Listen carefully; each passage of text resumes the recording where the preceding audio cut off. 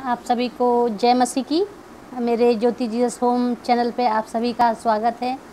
तो आज मैं सोच रही थी कि माँ के बारे में कुछ बोला जाए। आप सभी को हैप्पी मदर्स डे। भूल गए थे ना कि आज मदर्स डे है। हमारी दिनचर्या इतनी बिज़ी हो गई है कि हम मदर्स डे या और भी डे हैं भूल जाते हैं। लेकिन आज के दिन मैं आपसे कहना चाहती हूँ कि आप लोग अगर अपने माँ के पास हैं तो उनका दिल ना दुखाएं। और चलिए बात करते हैं माँ के बारे में। तो आ जाइए, माँ के चरण स्पर्श करके या उसको विश करके या प्यार करके या उनसे आशीर्वाद लीजिए और कहिए कि माँ मैं आपके साथ हूँ हमेशा।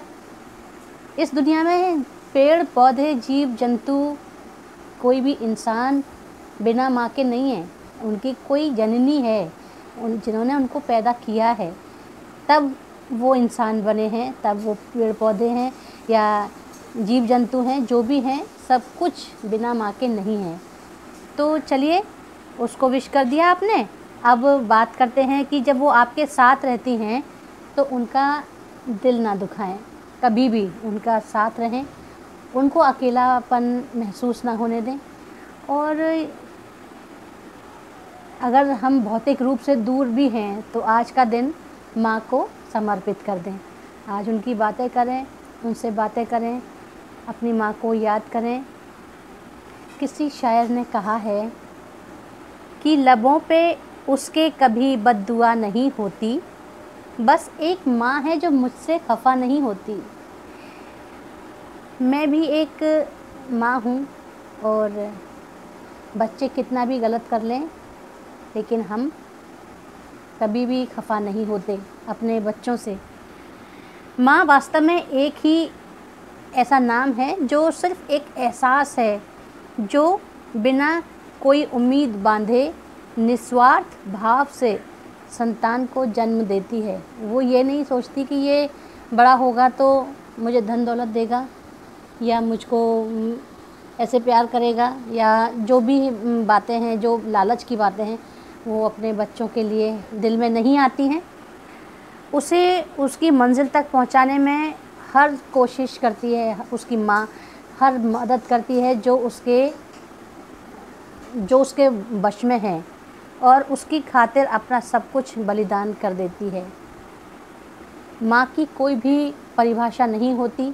हम उसको कहते हैं कि अगर किसी ने कहा कि एक पेज में उसका ऐसे लिख दो या उसके बारे में लिख दो, तो मेरे हस्बैंड को जब बचपन में बोला गया तो वो खाली पेज लेके पहुंच गए और बोलते हैं कि माँ के बारे में तो कोई परिभाषा हो ही नहीं सकती। ये दुनिया के सारे कागज़ छोटे पड़ जाएंगे और सारे कलम छोटी पड़ जाएंगी, कलम की स्याही ख़त्म हो जाएगी। जब तक मैं लिखता ही रहूँगा और मैं बुज़ुर्ग हो जाऊँगा, बड़ा हो जाऊँगा, तब तक मैं लिखता ही रहूँगा अपनी माँ के बारे में। इसलिए मैं इस छोटे से पन्ने पर, छोटे से एक पेज पर क्या लिखूँ अपने माँ के बारे में।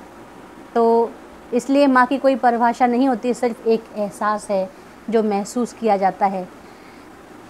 मुनव्वर राना का एक शेर मुझे याद आता है कि उसमें उन्होंने कहा था माँ के बारे में कि मैंने रोते हुए पोंछे थे किसी दिन आंसू, माँ ने मुद्दतों नहीं धोया दुपट्टा अपना। हालांकि मदर्स डे की तारीख अलग अलग देशों में अलग अलग है। हमारे यहाँ पे जैसे मनाते हैं वैसे ही अलग अलग देशों में मनाते हैं, जैसे कि America, Australia, Belgium, Canada, Denmark, Finland, Germany, यूनान, इटली, जापान, तुर्की के साथ साथ भारत में भी ये दिन मई में दूसरे संडे को मनाया जाता है। इसको हम मदर्स डे कहते हैं।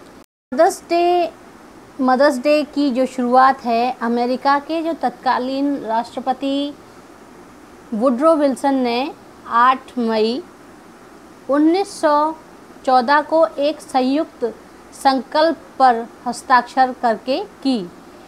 इसके बाद ये चलन अन्य देशों में भी शुरू हो गया। तो कहीं ना कहीं से तो शुरुआत होती है, इसलिए यहाँ से शुरुआत हुई। एक भाई थे हेमंत गुर्दे की समस्या से जो थे, वो हेमंत जो थे गुर्दे की समस्या से पीड़ित थे, किडनी की प्रॉब्लम थी उनको। हेमंत ने कहा कि मेरे गुर्दे पूरी तरह से ख़राब हो गए थे, बिल्कुल डैमेज हैं, कुछ भी नहीं काम करने लायक बचे हैं। काफ़ी इलाज हो गया, ढेर सारा पैसा खर्च हो गया, पिता भी नहीं रहे, पर माँ ने हार नहीं मानी। माँ है, हार कैसे मानती। उन्होंने बताया कि माँ ने डॉक्टर से बात की और अपना गुर्दा यानी कि अपनी किडनी देने की पेशकश की। वो कहते हैं कि मेरी माँ ने मुझे एक बार नहीं 2 बार जन्म दिया है। मैं माँ की बदौलत ही, वो जो बोलते हैं कि आज मैं माँ की बदौलत ही ज़िंदा हूँ, क्योंकि मेरी माँ ने मुझे ऐसा जन्म दिया कि मेरी किडनी ठीक हो गई और मैं उनके साथ ज़िंदा हूँ, इस दुनिया पर हूँ। तो वो माँ को और खुदा को धन्यवाद देते हैं। माँ का महत्व हमारे जीवन में कितना महत्वपूर्ण है।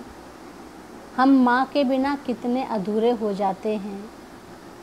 माँ बच्चों की पहली प्रेमिका होती है, उसकी पहली नर्स होती है, उसकी पहली शिक्षिका होती है, टीचर होती है, दुनिया को दिखाने का उसकी आँखें होती है, वो उसको चलाने के लिए उसकी सेविका होती है, वो उसको चलाती है, उसको सिखाती है, उसकी सेवा करती है। और जब बच्चे बड़े हो जाते हैं तो माँ को बहुत सारी बातें बोलते हैं।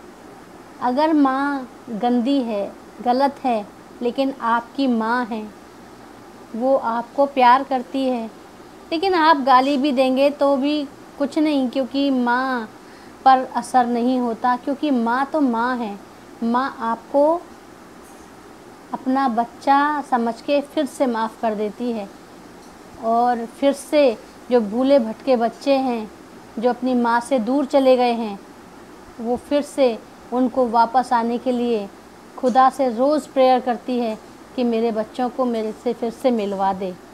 मैं भी प्रे करती हूँ कि मेरे बच्चे मेरे पास रहें हमेशा, और कोई गाली ना दें और कोई ऐसी बात ना बोलें जिससे कि हम माँओं का दिल दुखे।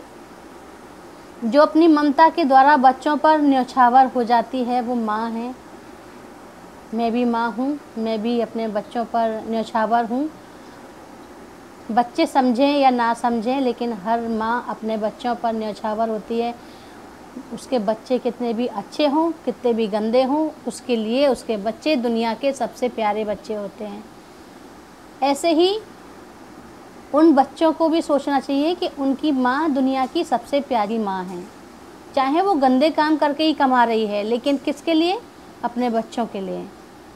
वो कुछ सहन कर रही है, कुछ तकलीफ़ में है, कोई बदनामी सहन कर रही है, वो सिर्फ़ और सिर्फ अपने बच्चों के लिए बदनामी को सहन करती है, ताकि बच्चों पे उंगली ना उठे, बच्चों को संभाल के रखे।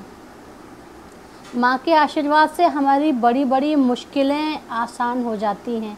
उससे बद्दुआ ना लें, उससे प्यार करें, उसका आशीर्वाद लें, उसके दिल को ना दुखाएं। माँ के आंचल के छाँव में आके हम अपने आप को कितना सुखी महसूस करते हैं। कभी आके तो देखो माँ की छाँव में, फिर आपको वो शीतलता जो महसूस होगी वो खुदा की ओर से होगी। एक बार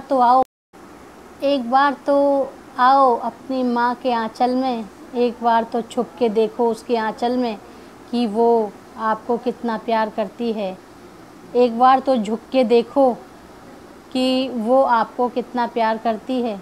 वो आपके लिए क्या क्या सहन कर रही है, क्या सहन करती है, या कैसे उसने आपके नीचे जो बिस्तर पे गीला है उसके ऊपर खुद सो के और आपको सूखी जगह पे सुलाया है, अपना भूखा रह के, अपना टाइम को बचा के, अपने सारे काम छोड़ के आपको किस तरीके से पाला है, याद तो कीजिए एक बार। आप लोग सब भूल जाते हैं जब बड़े हो जाते हैं, या माँ से कोई गलती हो जाती है तो आप एकदम उंगली उठा देते हैं। उंगली ना उठाएं मेरे प्रियो, अपनी माँ की मजबूरियों को देखें, उसको समझें और आगे समझने की कोशिश करें।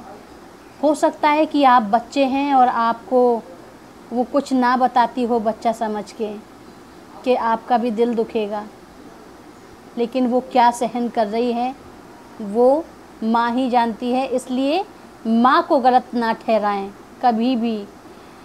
बहुत से लोग हैं फेसबुक पे इधर उधर मैंने देखा है बोलते हुए कि जगह जगह प्रचार तो करते हैं, क्या वो मसीह कहलाने लायक हैं? वो दूसरों पर उंगलियां उठाते हैं, कहते हैं कि आप मसीह हो, आप मसीह नहीं हो, आप मसीहों की तरह प्रचार मत करो। तो क्या प्रभु ने यही सिखाया है कि आप दूसरों पर उंगलियां उठाएं और आपको प्रभु माफ़ कर देगा, या आप मसीह कहलाने लायक हैं? ये आप डिसाइड नहीं करते, डिसाइड करते हैं हमारे कर्म, हमारे यीशु मसीह, हमारा परमेश्वर इस चीज़ को डिसाइड करता है।